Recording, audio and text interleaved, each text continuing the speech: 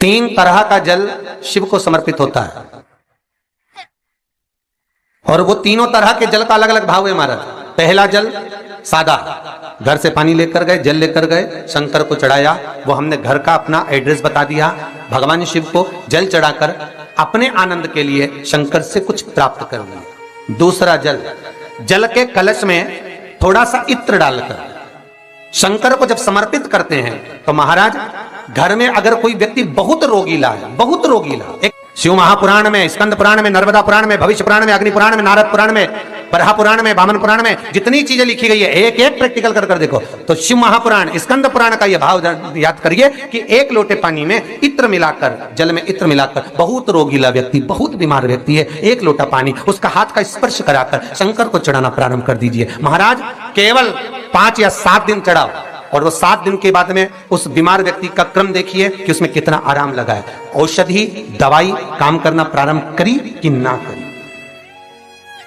केवल इत्र समर्पित, इत्र का जल। तो पहला जल सादा, दूसरा जल है इत्र का, और महाराज तीसरा जल जो शिव महापुराण के अंतर्गत कहा गया है बेलपत्र का जल।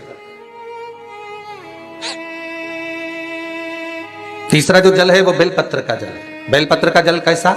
तो महाराज शिव महापुराण की कथा कहती है कि जल के पात्र में एक बेलपत्र अंदर डालकर उस जल के पात्र को ले जाकर शिव को समर्पित करना, अर्थात अपनी मन की कामना भगवान शंकर से कह देना, केवल बेलपत्र के माध्यम। बोलना नहीं है हमको कुछ,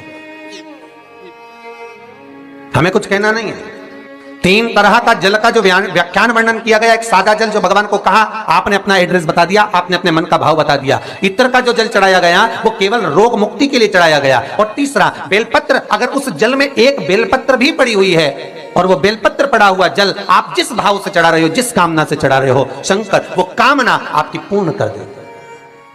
और लिंग पुराण को अगर आप पढ़ेंगे तो उसमें पाएंगे कि लिंग पुराण के अंदर लिखा है कि आप शंकर को अगर जल भी नहीं चढ़ाएं, आप शंकर को वस्त्र भी नहीं चढ़ाएं, आप शंकर को फूल भी ना चढ़ाएं, आप बेलपत्र भी ना चढ़ाएं, अगर शंकर को आपने कुछ भी ना चढ़ाया तो केवल शंकर के मंदिर में 2 क्षण जाकर उस शिवलिंग के सम्मुख में बैठ जाओ, कुछ मत बोलो, केवल मौन होकर उसको निहार लो, केवल मौन होकर निहार लो, बहुत